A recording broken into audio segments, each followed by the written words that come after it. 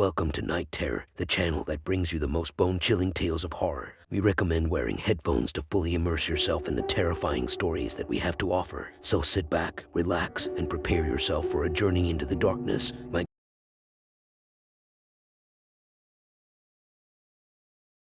grandfather had always been a quiet man, content to spend his days sitting on the front porch of his modest house in the small town of Maplewood, Ohio. But there was one story he would tell, in a voice hushed with reverence and fear to anyone who would listen. It happened one summer evening, just as the sun was beginning to set. My grandfather was sitting in his favorite chair on the porch, watching the cars pass by and listening to the distant sound of children playing. It was then that he heard it, his wife's voice, calling to him from inside the house. At first, he thought he must be mistaken. His wife had passed away 3 years prior, after a long and painful battle with cancer. But the voice was so clear and unmistakable that he couldn't ignore it. He stood up, walked to the front door, and opened it. The inside of the house was quiet and still, the only sound coming from the ticking of the grandfather clock in the hallway. But he could feel something in the air, a presence that made the hairs on the back of his neck stand up. He called out his wife's name, but there was no answer. For weeks after that, my grandfather was haunted by the memory of the voice. He tried to tell himself it was just his imagination, but he couldn't shake the feeling that something was wrong.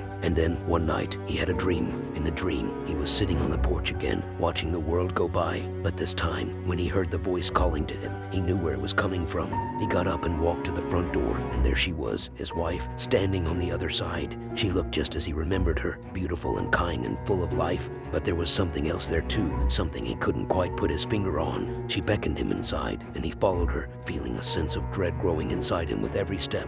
The dream ended there, but the feeling lingered. My grandfather knew that something was trying to reach out to him, something that was not of this world. For years after that, my grandfather lived in a state of unease. He would hear strange noises in the house at night, footsteps in the hallway and doors opening and closing by themselves. He tried to ignore it, but he couldn't shake the feeling that he was being watched. And then, one day, he saw it. He was sitting in his favorite chair on the porch, watching the sun set over the fields, when he noticed movement out of the corner of his eye. At first, he thought it was just a trick of the light, a shadow cast by the trees. But as he watched, the shadow grew more distinct, taking on a shape that he couldn't quite place. It was like nothing he had ever seen before, a mass of writhing tendrils, shifting and twisting in the air like a living thing. It seemed to be reaching out to him, probing the edges of his mind, and he felt a sudden surge of panic. He tried to stand up, but his legs wouldn't move. He was rooted to the spot, unable to do anything but watch as the creature grew closer and closer. And then, just as it was about to engulf him, it vanished into thin air. After that, my grandfather was never the same. He spent his days in a fog of terror, unable to sleep or eat or do anything but wait for the creature to return. And eventually, it did. On a warm summer night, my grandfather heard the voice again. As he stood up to investigate, a chilling wind swept through the trees, sending a shiver down his spine. The old house creaked and groaned in the wind, its shadowy figure looming over him like a specter from another world. But he was not alone. He could hear something moving in the darkness, something that seemed to be coming closer and closer with each passing moment. Fear gripped him like a vice, but he stood his ground, determined to face whatever was coming. Suddenly, he heard a voice, faint at first, but growing stronger with each passing moment. It was his wife's voice, calling out to him from the depths of the house. He could hear her clearly now, as if she were standing right beside him. He rushed towards the door, flung it open, and stepped into the darkened foyer. The voice was coming from upstairs, and he climbed the stairs as quickly as he could. The stairs creaked beneath his feet, and he felt as if the whole house was about to collapse around him. Finally, he reached the top of the stairs, and he saw a faint light flickering at the end of the hall. He followed the light, feeling more and more like he was walking into a trap with every step he took.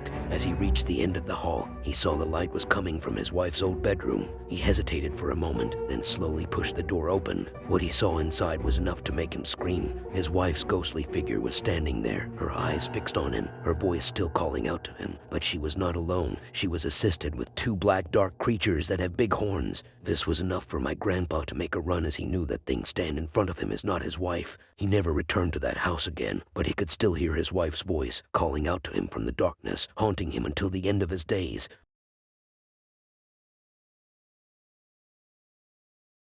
It had been a few years since that day, but the memory still haunted me. I tried to push it out of my mind, but the events were too vivid to forget. My mother and I were sitting in the living room, enjoying each other's company, when something strange happened. The atmosphere in the room changed suddenly, becoming heavy and suffocating. We both fell silent and looked at each other, sensing that something was off. Then we noticed it, a shadow moving outside the shutters. It was like nothing we had ever seen before. The silhouette was of a human figure, but it was so dark that it seemed to absorb all the light around it. It was as if the darkness was alive, and it was walking by our window. We were frozen in terror, unable to move or speak as the shadowy figure passed by. The silence was deafening, and the only sound we could hear was the pounding of our own hearts. Once it had passed, the weight of the atmosphere lifted, and we both let out a breath we didn't realize we were holding. We tried to explain it away, saying it must have been a trick of the light or our imagination. But deep down, we knew that what we saw was real, and it was terrifying. In the days following the incident, I couldn't shake the feeling that something was wrong. Every time I walked into the living room, I would feel the heavy atmosphere returning, and I couldn't shake the feeling that I was being watched.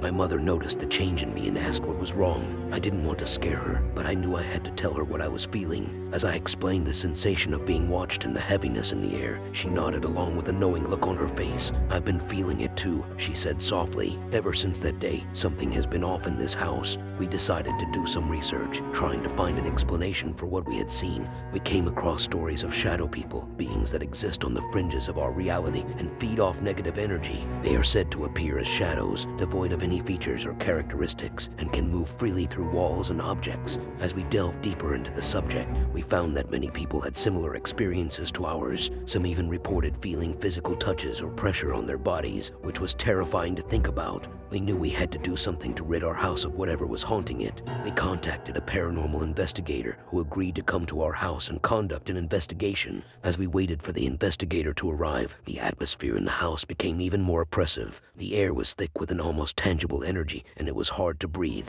When the investigator arrived, we showed him the living room and explained what had happened. He conducted an EMF scan and found that the electromagnetic field in the room was off the charts. He also noticed a cold spot in the area where we had seen the shadow person.